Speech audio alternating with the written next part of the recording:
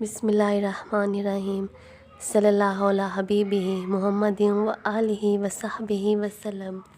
अगर कोई शख्स दुरूद इब्राहिमी कसरत से विर्द करेगा तो दीन और दुनिया और आखिरत से तमाम काम बनेंगे। आप सल्लल्लाहु अलैहि वसल्लम का कुर्ब मिलेगा, रिज़्क़ की तंगी ख़त्म होगी, उसको माल में खूब खैर और बरकत होगी, मनपसंद शादी के असबाब भी बनेंगे, दुनिया में कामयाबी, इज़्ज़त, सेहत सलामती भी मिलेगी, तमाम रुकावटें बंदिशें दूर होंगी, ईमान की दौलत से ख़ात्मा बिल खैर नसीब होगा। ये तो इसके चंद फ़ज़ाइल हैं। जब हम दुरूद इब्राहिमी के फ़ज़ाइल पर आएँ तो हम किताबें लिख लिख के थक जाएंगे, लेकिन उसके फ़ज़ाइल ख़त्म नहीं होंगे। ईमान की दौलत से ख़ात्मा अल्लाह पाक उसका नसीब करेगा तो चंद मरतबा ही सही, लेकिन दुरूद इब्राहिमी ज़रूर विर्द किया करें।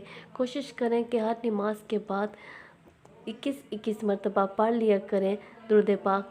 इस तरह 5 टाइम की नमाज के बाद आपका 100 मरतबा दुरूद इब्राहिमी हो जाएगा और 100 मरतबा बआसानी आपका दुरूद इब्राहिमी पूरा हो जाएगा। और अगर आप तहज्जुद की नमाज़ पढ़ते हैं तो तहज्जुद की नमाज़ अदा करके सजदे में जाकर चंद मरतबा दुरूद इब्राहिमी ज़रूर पढ़ा करें। इसकी बहुत बरकतें मिलेंगी, आपको बहुत ज़्यादा फैज़ मिलेगा।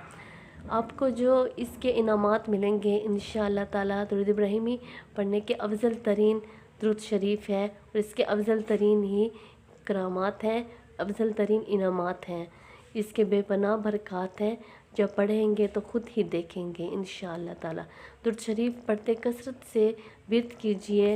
अल्लाह करीम हमें खूब दुरूद पाक पढ़ने वाला बनाए, दुरूद पाक की बरकतें अता फ़रमाए, हमारी नस्लों में दुरूद पाक का फैज़ जारी और सारी हो और हमसे दुरूद पाक का काम ले। आमीन। नबी सल्लल्लाहु अलैहि वसल्लम सल्लल्लाहु अला मुहम्मद सल्लल्लाहु अला हबीबिही मुहम्मदिन व आलिही व सहबिही वसल्लम।